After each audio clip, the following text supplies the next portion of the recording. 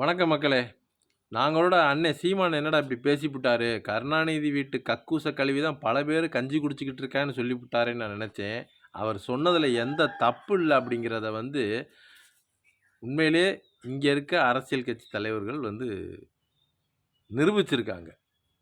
ஏன்னா, இங்க மக்களின் வாழ்வாதாரத்துக்காகவோ, பொருளாதார உயர்வுக்காகவோ இங்க யாரும் போராடல. ஜாதிய ஏற்றத்தாழ்வுக்கு போராடல. எல்லாம் பணத்துக்காண்டி. என் ஜாதியில இத்தனை ஓட்டு இருக்கு, என் மதத்தில இத்தனை ஓட்டு இருக்கு. ஓட்ட குத்தகைக்கு விட்டு கூலி அரசியல்வாதிகள் தான் இங்க இருக்காங்க தமிழ்நாட்டிலங்கிறத இன்றைய இளைஞர்கள் புரிஞ்சுக்கங்க. கல் என்பது போதைப் பொருள் அல்ல.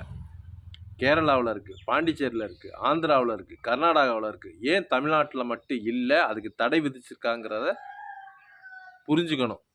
மக்களும் புரிஞ்சுக்கணும்.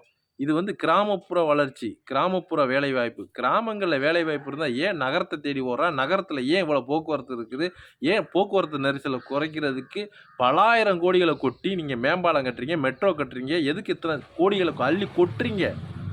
சென்னை மட்டும் தனி நாடு மாதிரி கட்டமைப்பு பண்ணுறது எதுக்கு? கிராமங்களை காலி பண்ணிட்டு ஏன் போகிறான்? கிராமப்புற வேலைவாய்ப்பை ஏன் முடக்கி வைக்கிறீங்க? இதுதான் கேள்வி. இது எந்த நடிகன்? இப்போ விஜய் வர்றாரு, அவருக்கு சொல்ல தெரியுமா? இங்கே இருக்க அரசியல் கட்சி இத்தனை நாள் விலைக்கு இருக்கா? இதே விடுதலை சிறுத்தை 7 வருஷத்துக்கு முன்னாடி பனை எங்கள் தொழில் தானே போராட்டம் செஞ்சுருக்கு. இன்னைக்கு ஏன் மாற்றி பேசுது? அப்போ இளைஞர்கள் உண்மையிலே புரிஞ்சுக்கங்க. உதாரணத்துக்கு ஒன்று சொல்கிறேன், கேட்கணும். 12,500 பஞ்சாயத்து இருக்குது தமிழ்நாட்டில்.